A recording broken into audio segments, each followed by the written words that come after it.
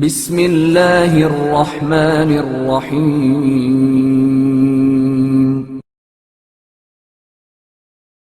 وعدہ خلافی جائز نہیں۔ ایران کے آخری شہنشاہ یزدگرد کے دور حکومت میں اہواز کا گورنر ہرمزان تھا۔ جب مسلمانوں نے اہواز کو فتح کیا تو ہرمزان کو گرفتار کر کے حضرت عمر کے پاس مدینہ منورہ روانہ کیا گیا۔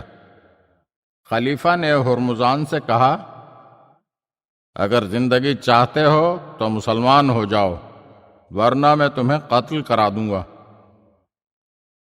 ہرمزان نے کہا، اچھا، قتل ہونے سے پہلے مجھے پانی پلاؤ، میں سخت پیاسا ہوں۔ خلیفہ نے کہا، اسے پانی پلاؤ۔ لکڑی کے پیالے میں اسے پانی پیش کیا گیا۔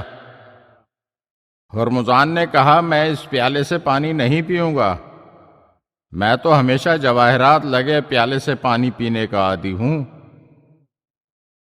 اس وقت حضرت علی علیہ السلام بھی وہاں موجود تھے۔ آپ نے فرمایا، کوئی حرج نہیں، اسے جواہرات سے مرصع کسی پیالے میں پانی دیا جائے۔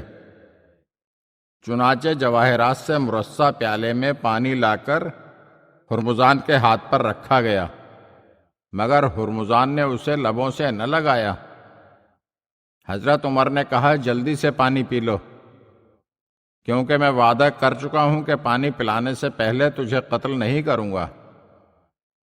یہ سن کر ہرمزان نے پیالہ زمین پر دے مارا اور پیالہ تڑاک سے ٹوٹ گیا اور سارے کا سارا پانی بہہ گیا۔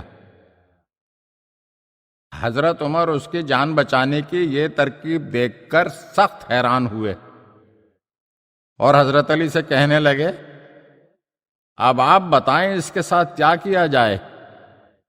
حضرت علی علیہ السلام نے فرمایا، تم وعدہ کر چکے ہو کہ پانی پلانے سے پہلے اسے قتل نہیں کرو گے، اپنے وعدے پر قائم رہو، تمہیں اس کے قتل کرنے کا کوئی حق نہیں ہے، البتہ اس پر جزیہ نافذ کر دو۔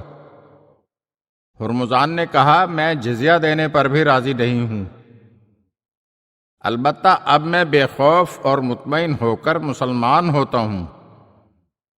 چنانچہ اس نے کلمہ شہادت پڑھا اور مسلمان ہو گیا۔